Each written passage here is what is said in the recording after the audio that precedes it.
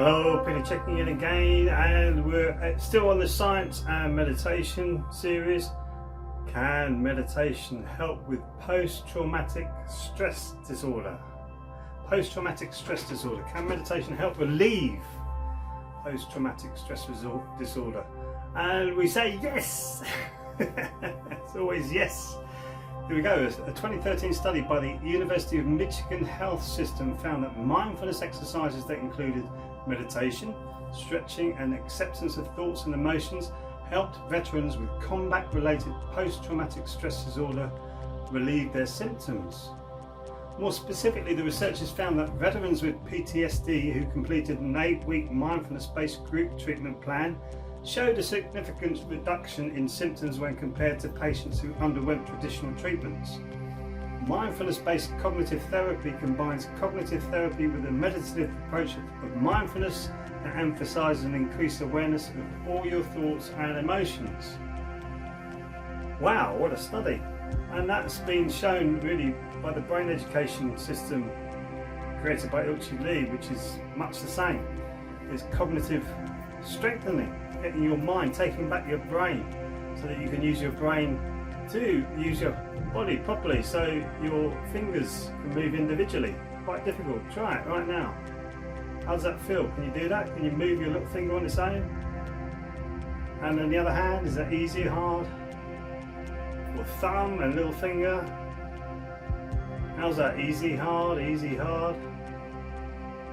Tricky, right? Tricky.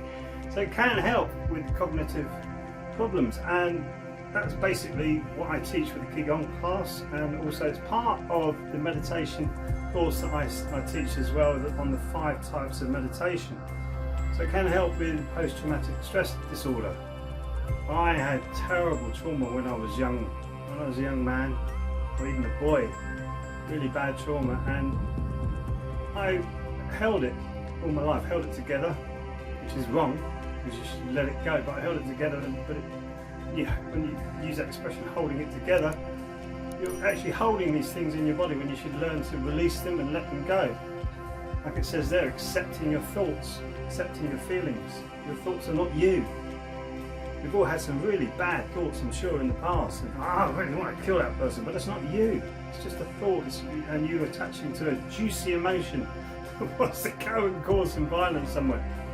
It's not you. It's just these transient things that are going through you. That's you experiencing this energy-based 5-sense reality. That's all it is, nothing more, nothing less. So really, the focus inside can help you really understand and comprehend, overstand even your emotions, overstand your thoughts and overstand your feelings. So you can look at them and see, that's all that is, let it go, let it go. Let it go. It's harder with trauma. I know that personally from my own personal experience and meeting other people who've suffered from trauma as well, which is not good at all, because it does attach it to your body like a limpet to a ship. It's difficult to get it off. But meditation eventually will help you with that. It helps very quickly with stress and anxiety, but with deeper things like trauma. As I said, the 8-week study helped to alleviate the symptoms. It took me a few years. I've condensed all the time I've spent on this and all the money that I've spent on mindfulness and meditation. Condensed it down to a 5 meditation type course. You go through 5 meditations. For you to experience that, all you need to do is click the link and experience the webinar. You'll see what happens, or you'll see exactly what I teach, the 5 meditation techniques, the stepping stones to transform your life, to live the life of your dreams, which is why it's called the dream method, because you go through all these different affirmations. And that's what we all need to do as human beings. We need to go through these, now I see it, now I see why you're talking that way, and you're really getting it. And my journey, I've been getting them thick and fast recently. It's like, goodness me, of course. And you're putting all these dots to the puzzle in their place, and you realise, why can't everybody see this? In fact, I was born like that. I was born thinking that we could all be connected with our minds, and in fact we are. It's just we've forgotten how to do that. So it doesn't mean you have to poke your nose into everybody else's business, or somebody has to poke their nose into your business. It's actually you connecting with yourself in a more deeper manner, and that's what this whole time on this earth right now, right here, is all about. Is about you now starting to connect with yourself. The last thousands of years have been looking out to other things, other institutions, other people, like a father type thing. Now it's more of a nurturing, more of a mother type thing, coming inside, looking after yourself, taking care of yourself. Then you can take care of not only the people that you love in your life, but also the animals and also the environment. Look after our environment. Air is so important, we shouldn't be polluting it. Huh?